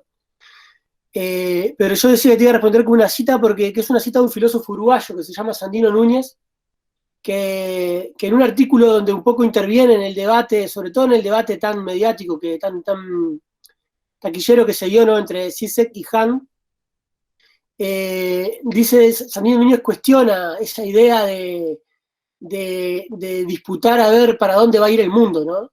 Y dice algo que me parece que es muy relevante y muy desafiante, y lo cito, dice: de lo que se trata es de entender que algo se quebró, y que quizá es el propio ir el mundo hacia alguna parte lo que podría hoy llegar a parecer como un misterio, como algo opaco. Esa es la brecha o la grieta en lo sólido en la que habría que poner una cuña para comenzar a golpear, y eso es del orden del deseo y no de la anticipación de lo posible. Una novedad tan radical que no podemos decir nada sobre ella, ¿no? Entonces, sostener una novedad tan radical, sostener que algo que es del orden, ¿no?, de lo que Ignacio Leuckovic, ¿no?, se le llamaba el acontecimiento, donde nuestros ordenadores previos nos resultan insuficientes para comprender cabalmente lo que pasa, y hay que activar algo que es del orden del deseo junto con el pensamiento. Esos son movimientos que nos pueden ayudar a pensar nuestras acciones de extensión en una perspectiva crítica, ¿no? ¿Cómo podemos sostener esa incertidumbre, pero a su vez trabajar con ella, no dejar que nos arrase, sino admitir de que es una situación donde nuestras respuestas son insuficientes, y tratar de hacer algo colectivamente con eso, ¿no? Sé que no respondo a la pregunta, pero creo que no tiene respuesta.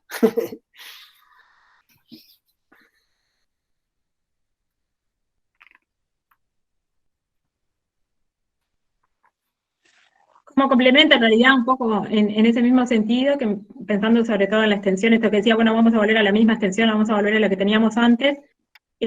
A mí lo que me parece es que en realidad se reafirman algunas ocupaciones que teníamos antes, que está bueno que podamos pensarlas distinto ahora. Es clave el vínculo con las organizaciones sociales, yo creo que a esta altura es indiscutible, porque en realidad en los territorios donde se han podido sostener ciertas acciones y donde la asistencia ha podido tejer algo más sólido y más de solidaridad, ha sido donde ya había lazos previos con las organizaciones, con los territorios, que creo que eso es una de las claves. Después lo otro, la tarea de... Hay un profesor acá que es trabajador social también, que es compañero de extensión, que dice siempre que pensando en el trabajo social, pero que vale para la extensión, que no está bueno ser escribanos del deterioro, ¿no? Como solamente dejar constancia, hacer el acta de que la sociedad se deteriora, de que se cayó todo, y no, pensar en algo un poco más que eso.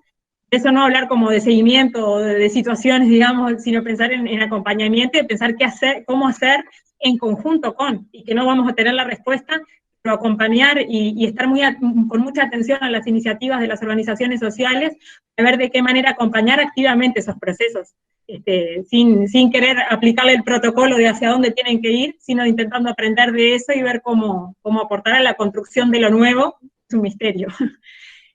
Y en relación con la pregunta de la desvinculación educativa, acá también es una pregunta clave, eso de qué pasa con los estudiantes y con las estudiantes.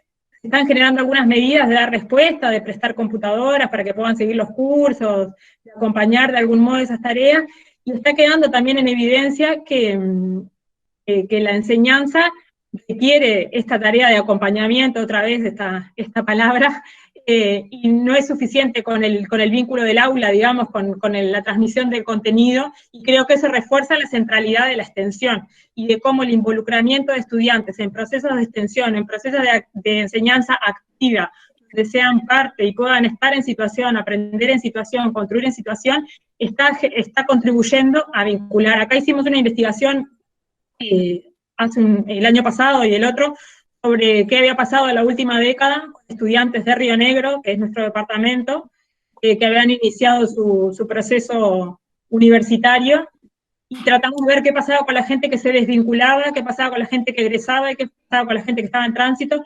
Una cosa que se repetía en la desvinculación era y en los egresos valoraban mucho las otras cosas, decían los estudiantes, que no eran lo del aula, les habían sucedido, que sobre todo eso era lo que los había atado mejor a la continuidad y a la posibilidad de terminar el proceso. Nosotros creemos que en eso la extensión es clave, poder generar instancias, espacios donde los estudiantes aprendan, hagan, construyan, propongan, cuestionen, genere aprendizajes significativos, pero a su vez le genere un sentido de pertenencia con la institución universitaria, una posibilidad de participación que de alguna manera sostiene el resto del proceso.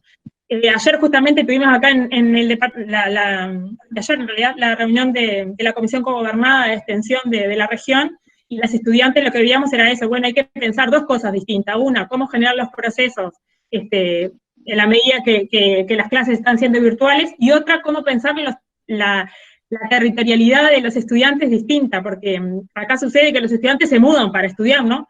Se van a otras ciudades, pero ahora con la pandemia volvieron a sus ciudades de origen, y pensar que se generen procesos de extensión en sus propios lugares de origen, cosa que no es lo más habitual. Y no es lo más habitual mientras están estudiando, pero en esto puede generar cosas muy, muy interesantes y muy novedosas. De hecho, en Fray Bentos yo estamos teniendo una experiencia con un estudiante que está ahí se volvió, digamos, por la pandemia, y bueno, está recuperando lazos que tenía de antes de haberse ido a estudiar, y estamos viendo por ahí de generar alguna posibilidad de actividades en el medio.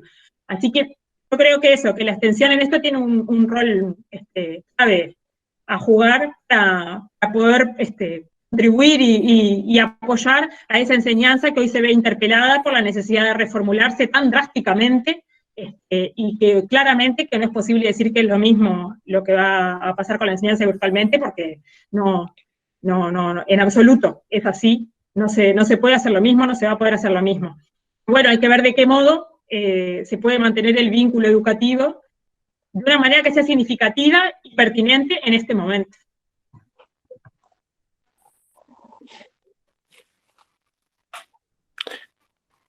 Sí, aprovecho, si me permiten, a incorporar, retomar algunas cuestiones que ustedes mencionaban en sus presentaciones, que tiene que ver con lo que también Humberto denomina estar a la intemperie, ¿no? Pero ya no como un dispositivo de extensión que, que nos ofrece, digamos, un escenario y una configuración de coordenadas en un territorio que implica mucho más que el espacio de lo geográfico, sino una intemperie porque mucho de lo instituido, no todo, mucho quedó como asaltado, invadido, diluido, mientras otras cuestiones de lo prescriptivo, de lo normalizado, de lo instituido, adquiere una inusitada potencia también. Y ustedes mencionaban las incertidumbres compartidas y cómo esto puede generar, y de hecho lo hace, la revisión de integralidades, de dimensiones, el fortalecimiento de estrategias, de alianzas, de poder readmirar reflexivamente y a través de la acción en simultaneidad todo aquello que se van constituyendo como nuevas mediaciones en las relaciones con el mundo. Entonces, digo, aquí hay una cuestión, obviamente, que nos toma en esta, insisto, suerte de intemperie, ante una circunstancia que no es del todo novedosa, porque bien decía el compañero Carlos, que guarda algunos antecedentes, pero a este nivel y con esta trascendencia, creo que bueno, nos remite a un hecho de alguna manera con ciertas novedades. ¿Alguna intervención, preguntas? Fabri, hola. Lucho, ¿cómo andás? Bien, ¿ustedes? Muy ¿Puedo? bien, adelante. Bueno, en principio, revalorizar este espacio, agradecer la posibilidad de estar con compañeros y compañeras tan queridos de toda Latinoamérica, como Ibañez, Humberto, Daniel, felicitar a Claudio y a Fabricio, y bueno, y especialmente a María y Agustín por las palabras y por la posibilidad del diálogo. Y retomo algunas cosas que planteó Agustín que me parecen muy interesantes, como para poner un marco, digamos, de un aporte y un debate posible y de seguir pensando en esta tarea militante que tenemos respecto de los medios, como lo nombraba Agustín, y retomar algunas cuestiones de Freire. En principio, Agustín planteaba la idea de los medios universitarios como una especie de lugar contrahegemónico, donde muchas problemáticas de la realidad aparecen comunicadas en esos espacios, y hoy tenemos un gran problema con muchos de estos medios universitarios en las universidades nacionales, que no están albergando o comunicando determinadas intervenciones o diálogos que tienen, mejor dicho, la universidad con los territorios. La característica idiosincrática, por lo menos acá en Argentina, marca que los medios universitarios dependen o del rectorado o en algunos casos de la Secretaría de Extensión. Para eso, me parece que hay algo que es evidente, que se están pensando en estos conversatorios y que es muy interesante, de empezar a redefinir los conceptos, redefinir el concepto de medios de comunicación. Hay un planificador uruguayo, Washington Uranga, que él plantea desde qué lugar nos vamos a parar para ver la comunicación. Si mirar la comunicación o hablar desde la comunicación. El mirar la comunicación sería mirar los medios tradicionales, las políticas de esos medios, lo que escriben tanto los medios gráficos o la televisión o la radio, y hablar desde la comunicación implica entender que la comunicación es un proceso donde hay prácticas, donde hay diálogo, donde hay disputa, donde hay poder y donde hay un conjunto, digamos, de relaciones que se establecen. En primer lugar, pensarlo desde esa manera, y de que tenemos que ampliar la idea del concepto de los medios de comunicación y no referirnos específicamente a los medios masivos. Los medios universitarios es un buen lugar para empezar a militar por estas ideas extensionistas, en un punto. Y la otra posibilidad es crear los nuevos medios. Creo que esta alternativa y este contexto lo que nos obliga es a repensar muchas de esas cuestiones que veníamos manejando, y que nos incitan a pensar en este sentido, como planteaba Freire, esta idea de que la educación es comunicación y la comunicación es diálogo. Esta idea que planteé por ahí en el chat, de que el diálogo es el encuentro amoroso de los hombres que, mediatizados por el mundo, lo pronuncian, esto es, lo transforman. y a su vez transformándolo lo humanizan. Me parece que en ese sentido los medios deben servir para humanizarnos a todos y como dice la querida Ivania en lo que compartió ahí en el chat, para poder entender cómo esos ancianos siguen haciendo ritos ancestrales, que es bañarse en el mar ante un contexto de una enfermedad. Me parece que en ese sentido nos tienen que servir los medios para humanizarnos y para darle voz a aquellas voces que han sido silenciadas. Dejo por acá. Muy bueno, Lucho, muchas gracias. Tenemos hasta las 19, o sea, nos quedan un poquito menos que 20 minutos para poder, bueno, aprovechar este espacio, este encuentro, así que yo sigo invitando a compartir breves reflexiones, intervenciones, preguntas, como para aprovechar también a María y a Agustín aquí su presencia.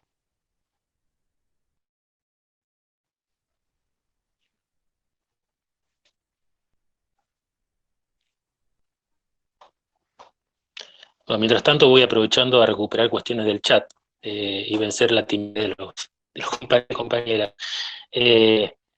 Pero bueno, retomar una cuestión también que María y Agustín, tanto en sus escritos como ahora aquí en su presentación, daban cuenta de la potencia de los interrogantes y cómo nos movilizan a repensarnos permanentemente, a reflexionar en la acción sobre la praxis extensionista, ¿no? Crítica.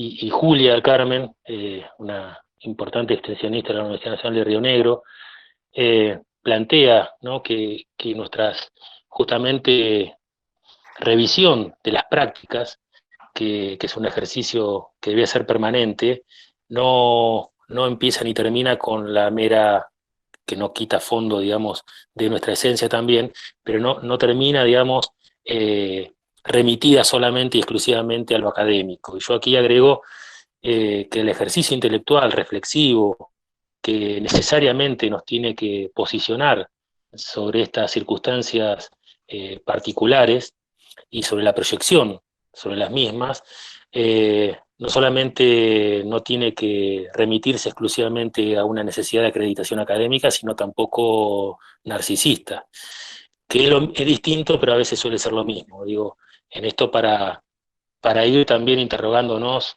hacia adentro de nuestros quehaceres y nuestros desenvolvimientos en los ámbitos institucionales, que en definitiva, como decíamos también, tienen un soporte epistémico, ético, político, cultural, una historia que deviene en una fuerza instituyente subjetivante muy fuerte.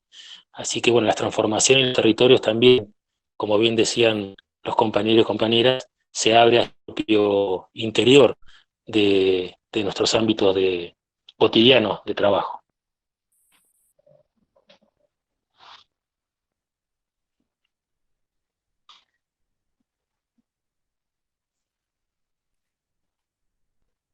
¿Alguna pregunta?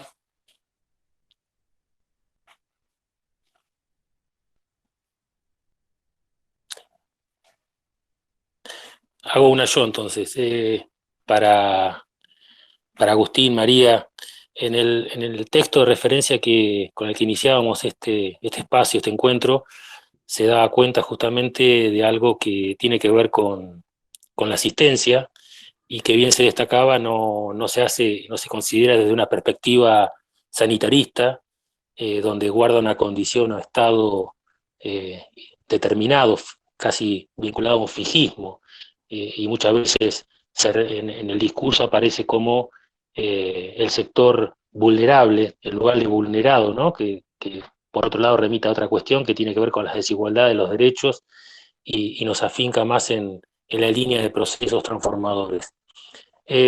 Actualmente, una de las líneas de trabajo que se van tomando consistencia, y se mencionaban antes las brigadas sanitarias de la Universidad de La Plata, tiene que ver con una mayor protagonismo y participación en políticas públicas y en lo que va a devenir seguramente en nuevas líneas de voluntariado en el espacio universitario.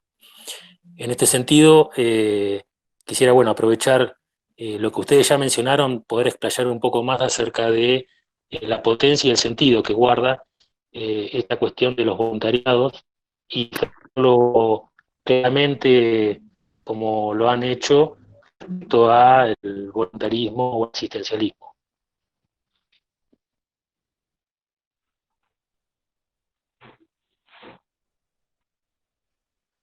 ¿Va vos, María? Sí, Agustín. Empezá, dale, y yo sigo. Otro temún, Fabricio. Vos se ve que vos estás siendo muy exigido como coordinador de la mesa y nos tiraste ahora a nosotros el... No, porque es un problema definitorio, ¿no?, de la extensión universitaria, ¿no? El problema de la autonomía y el Estado, por así decirlo, ¿no? La tensión entre la autonomía y el Estado, o las posibilidades desde el Estado, desde los espacios autonomizados del Estado, ¿no?, como son nuestras universidades públicas, relativamente autónomas, construir procesos que tienen una aspiración de construcción de autonomía, ¿no? Y creo que esa es como la clave, el horizonte para pensar estas cuestiones, ¿no? Después el análisis es siempre situacional, porque a nosotros acá en Uruguay trabajamos tanto con otras instituciones del Estado como con organizaciones sociales, que están atravesadas a su vez, las organizaciones sociales, por esa tensión, entre otras contradicciones. No es que sean el reino de la pureza o de la ausencia de conflictos o contradicciones, ¿no?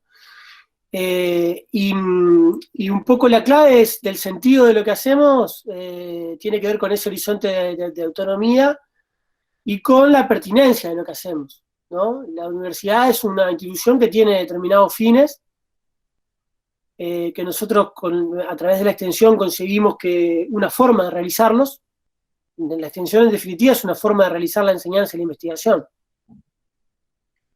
Y una forma de nutrirse de la realidad social y dentro de esa realidad social de las situaciones de los sectores subalternos, subalternizados, para orientar una agenda de investigación y de enseñanza, y a su vez no solamente nutrirse para alimentar una agenda, sino aprender, dialogar para aprender, y hacer eso que Boaventura de Sousa Santos llama extensión en sentido contrario, ¿no? Es decir, incorporar la propia agenda de los movimientos en la academia o en la universidad. Con ese marco referencial, el análisis es situacional. Se puede sostener un trabajo interinstitucional, y se suele hacer, o no, si no hay condiciones para hacerlo, ¿no? Y lo de la asistencia creo que es un poco lo que decíamos antes, ¿no? Es decir, bueno, puede ser un momento ahora donde eso cobra más importancia. Lo importante es que eso esté como marco metodológico y como horizonte político, enmarcado en un proceso de educación popular, de extensión crítica, que le pueda dar un sentido, ¿no? No sé, por ahí diría yo alguna cosa. Sí, más que complementando eso, ¿sí alguien más? ¿Está ahí, sí va? Sí. No, que complementando con eso, me parece que en esto del voluntariado y la participación de estudiantes en procesos en el marco de políticas públicas, una clave es esto de proponer como no ser como meros ejecutores, digamos, de la última línea, digamos, de algún programa, sino que tengan esta actitud más de problematización que decía Agustín, pero para los dos sentidos. Ni la romantización, digamos, de dar por bueno todo lo que tiene la política y la camiseta de esa política para el voluntariado, ni tampoco la romantización y crítica de lo que están haciendo las organizaciones, como ver el espíritu crítico en ambos sentidos y poder problematizar ambas cuestiones. En el verano tuvimos una experiencia de pasantía acá con estudiantes que estuvieron una presentación primero de las políticas de colonización de tierras acá en el Uruguay, de áreas protegidas, y al principio hubo como una especie enamoramiento, digamos, ¿no? En la presentación de la política. Y al día siguiente lo que hicimos fue una salida a campo, que pudieran también tener contacto con las familias que viven en esas experiencias de colonización y de áreas protegidas. Y eso de estar en el doble lugar favoreció cierta mirada crítica, que si hubiéramos propuesto lo que en algún momento se había planteado de que era necesario hacer una especie de relevamiento para después devolverle un producto a la institución, seguramente hubiera tenido una mirada mucho más institucional y acrítica de parte de los estudiantes, y no hubieran tenido primero esa doble mirada de pensar, bueno, esto dicen las instituciones, esto dicen las políticas, esto dice la gente, luego en función de esto veamos cómo hacemos ese segundo trabajo y qué producto presentamos, qué análisis, pero no esta cuestión de salir como ejecutores de la política sin más, sino poder previo tener una problematización y que ponga en juego la mirada que las organizaciones, las miradas que los barrios, las miradas que el territorio tiene también respecto de las políticas. Muy bueno. Hola. Sí, hola. Hola, Ivania. ¿Se escucha? Ivania, ¿sí? ¿Me escuchan? Buenísimo, Ivania. ¿Qué tal? Sí. ¿Cómo andás? Hola, súper, muy alegre de compartir con ustedes este espacio y encantada pues de poder intercambiar. Aquí también tenemos justamente un reto de cómo incidir en políticas públicas, pero vean lo que está pasando y por qué nosotros estamos así como todavía con muchas dudas sobre eso. En el país, obviamente, por las mismas circunstancias del resto, ¿verdad?, de la pandemia, pues no se ha hecho la recaudación de los ingresos del Estado como tal, ¿no?, que son normalmente los impuestos que dan las empresas, el impuesto sobre venta, obviamente, y también el tema de las remesas, ¿verdad? O sea, tenemos muchísimos hondureños fuera del país que aportan y sostienen, digamos, la economía. Entonces, esos ingresos se han reducido y actualmente, digamos que de un promedio de 88.000 millones que tenían que recaudarse, solo 17 se han recaudado. Y entonces eso viene a crear mucha fragilidad, ¿no? Entonces, en función de eso, el gobierno ha propuesto, digamos, que entregar unas transferencias a la población más pobre, es decir, tenemos que la población que vive con menos de $1 al día es un 54% de la población. Ustedes se podrán imaginar esa situación, ¿verdad? Terrible, de menos de $1 al día. Y resulta que la propuesta es entregar a estas personas el dinero para poder consumir, ¿no? Es decir, para poder sostenerse. Entonces, luego la propuesta de cómo financiar esta transferencia es a través de préstamos, obviamente, a través del FMI, del Banco Mundial. Y ustedes saben a qué tasas de interés prestan, ¿no?, los organismos internacionales. Entonces, la pregunta para nosotros cuando nos la hacemos, cuando nos dicen, bueno, la universidad debería de proponer cómo hacer las transferencias, por ejemplo, la pregunta es, bueno, ¿y si con el dinero normalmente, es decir, con los ingresos normales del Estado en estos últimos años, no se ha podido dar esa transferencia, digamos, a las poblaciones más pobres? No sé, ellos han dicho que no han podido darla, pero cuando haces un estudio sobre corrupción, el 40% de los ingresos del Estado se lo están robando. Entonces, ¿qué esperas con los préstamos que vienen, ¿no? Es decir, aceptar préstamos para dar esas transferencias a las poblaciones más pobres implica abrir más espacios de corrupción. Y ya hemos visto cómo ha sucedido con la compra de los medicamentos y la compra de los equipos de bioseguridad. Es un escándalo internacional de cómo el mal manejo del uso de los recursos del Estado para la compra de equipos de bioseguridad, digamos que ha marcado a la gestión y al gobierno actual.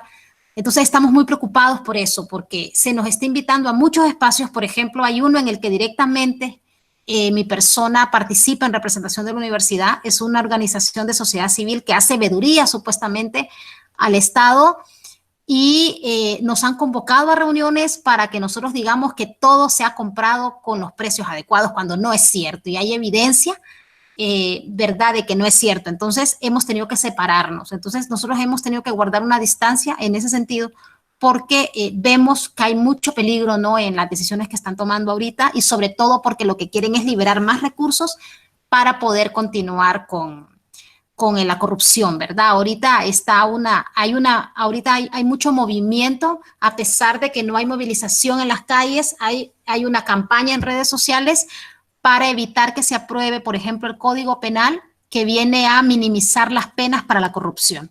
En pleno auge de investigación sobre corrupción, pues el Congreso se ha tomado la tarea de hacer un código nuevo para reducir las penas al máximo, ¿no? Y con esto incentivar más la corrupción. Entonces, tenemos una encrucijada, entendemos que esto no es la situación en general de todo el resto de la región, pero sí para nosotros ha sido muy importante poder contar con información y poder hacer análisis muy profundos de cómo han estado usándose el gasto público para poder tener nuestras reservas sobre la adquisición, digamos, de nuevos préstamos para el país. Hemos hecho cálculos y el país hubiera podido atender la emergencia sin necesidad de endeudarse más, con los recursos que tiene, si no estuvieran comprometidos con la corrupción o con la evasión fiscal, que es el otro lastre que tenemos, ¿verdad? Entonces, me parece que son temas a profundizar, son temas que a corto plazo pues estallan porque las necesidades de alimentación de la población son enormes, pero de mediano y largo plazo creo que son temas torales para poder asumirlos, ¿no? Sobre todo porque las políticas públicas deberían de traducirse en el bienestar de las mayorías, y pues eso no se está viendo en nuestro país. Entonces nos toca como repensar este vínculo, y sí nos encantaría conocer cuál es la percepción de ustedes o cómo ustedes pudieron trabajar estos temas en otros contextos. Digamos que en Argentina fue anterior a este periodo. Ustedes tuvieron un contexto bastante complejo, ¿no? En cuanto a políticas de gobierno. Entonces, ¿cómo mantener esa distancia? Eso es crucial para nosotros en este momento. Muy buen aporte, Ivania. Habíamos dicho al comienzo, y lo destacó también Claudio, la dimensión de este espacio de encuentro, de intercambio, que remitía a una geografía extensa, justamente tan profunda como son los caminos de la extensión crítica, y tu voz,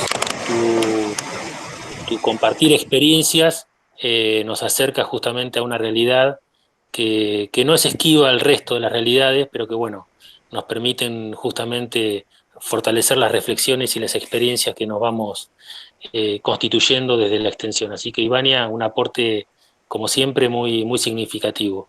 Sé que estamos por cerrar. Hay mucho en el chat, hay cuestiones muy interesantes, por cierto, que serán consideradas en el registro de esta actividad, y a la cual seguirán seguramente en la agenda que se estableció y que va construyendo el equipo de gestión de la Universidad de Río Negro a través de Claudio y su iniciativa, y todo el equipo que lo acompaña y que constituye este trabajo tan importante. Bueno, serán retomados y especificados temáticamente en el abordaje. Si me permitís, Claudio, yo en mi parte, además de agradecer muchísimo, esta es una instancia de aprendizaje notable, además de un placer y un honor de compartir con tan buenos y buenas compañeros, compañeras. La verdad que maravilloso. Quería, de mi parte, recuperar, por último, una cuestión que es un interrogante de los tantos que nos fueron planteando Agustín, María, y sobre los cuales ellos han ido desarrollando y haciendo aportes significativos. Me quedo por ahí de tantos, además de valorar la comunicación y lo que implica lo vincular, la cuestión de dónde se constituye la extensión crítica, y ciertamente la tensión que esto se produce al considerar que muchas experiencias extensionistas, o algunas por lo menos inscritas en otra tradición, se están acostumbradas a generarse desde problematizaciones centradas en la propia institución, en el imaginario constituido en el propio quehacer del ámbito de lo cotidiano, que esto tiene que ver con el ámbito de lo académico, con escasas integralidades y dimensiones en su constitución, y cómo esto, digamos, se pone en tensión en términos de la dilución de lo institucional por la imposibilidad de continuar con la intensidad que habitualmente se tenía en condiciones de normalidad, lo habitual. Por lo tanto, ahí es como que algunos compañeros, compañeras extensionistas inscriptos en otras tradiciones también obviamente, y acá no va una carga moral, sino una cuestión de concepciones, de necesidad de trabajarlas, acerca de cómo constituir la extensión y cómo esto puede significar un parate. Y la otra es, que también bien lo describían, más vinculada a la política pública y cómo constituirnos en extensión a través de la demanda. Y esto ciertamente provoca no solamente una desnaturalización de la extensión concebida en procesos transformadores, participativos, dialógicos, históricos y asentados en el ejercicio pleno de los derechos, sino también un desborde en cuanto a las posibilidades materiales de satisfacer a través de una temporalidad exigua y con recursos muchas veces provenientes de un Estado precarizado, bueno, genera también cierta insatisfacción propia. Remito esto a considerar nuevamente un replanteo de lo metodológico que tanto Agustín y María en su artículo le daban fuerza, como a recuperar el valor de lo posible e inscribirlo en lo que ayer también nos invitaba a recuperar Humberto, que era el inédito viable. Creo que ahí donde lo vincular, lo humanitario, la pedagogía de la ternura, a la que hacía referencia Romina Colachi, trayéndonos en contraposición justamente a lo que es una pedagogía de la crueldad, poder avanzar en un camino de transformación. Así que bueno, de mi parte muchísimas gracias y espero que nos podamos seguir viendo en encuentros como este. Aprovecho para ir cerrando, porque María tenía otro compromiso. Y para respetarle el horario, quiero agradecerle enormemente que nos hayan acompañado, tanto a Agustín, a María, que generosamente se sumaron, a Fabricio, que es un amigo con el cual hemos compartido muchos kilómetros recorriendo estos caminos de extensión y nos toca de manera virtual, y a todos y todas las compañeras y compañeros de la Universidad de Río Negro y de Argentina y de Latinoamérica, porque nos han acompañado de todos lados. Muchísimas gracias a todos por nutrir este espacio, por darle vida, por mantener, como cuando pensábamos estas iniciativas, mantener atizado el fuego de la extensión en estos tiempos donde no es tan fácil. Así que muchísimas gracias a todos y a todas, y los invito a seguir acompañándonos el próximo jueves, donde nos van a estar presentes Juan Manuel Medina, Juan Ignacio Rucci y Maximiliano Toni, los compañeros y amigos de la Universidad de Rosario. Así que seguramente nos volvamos a encontrar ahí. Les doy un fuerte abrazo, ojalá que pronto nos volvamos a encontrar y abrazar personalmente. Muchísimas gracias.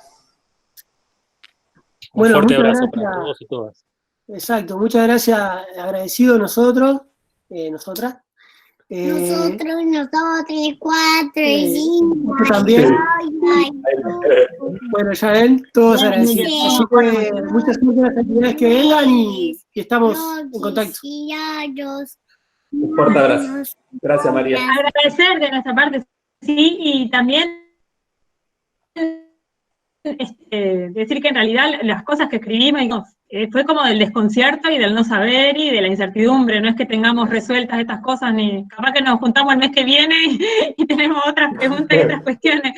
En realidad eso nos parecía que era importante, y decimos que aprendemos del encuentro, del intercambio, reflexionando, nos parecía que por más que fueran todas cuestiones provisorias las que proponemos en el texto y las que podemos compartir, está bueno compartirlas para justamente poder irnos pensando de otras preguntas y seguir cuestionándonos.